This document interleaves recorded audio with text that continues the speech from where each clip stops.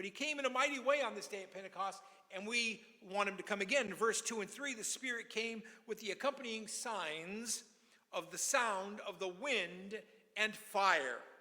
These signs were important since in the Old Testament, divine visitations, or divine, what we might call epiphanies, God showing up, always carried these kinds of symbols, miraculous kinds of symbols, which implied God's presence. So if we're here and we say, God come, and then this music stand catches on fire, we might say, God came. Right? Right? When Elijah called on God, what do we say? The fire fell. And we sang today, God of Elijah, hear my spirit's cry. Send the fire, right?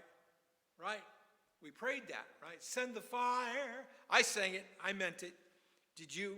And so God's Holy Spirit comes in these ways. And so it was important on this day that God came in a special way. And it came in the tongues of fire.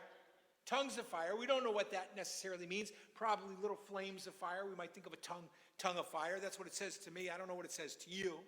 But little tongues of fire came and sort of rested over each person's head. We usually see it as happening. Amazing.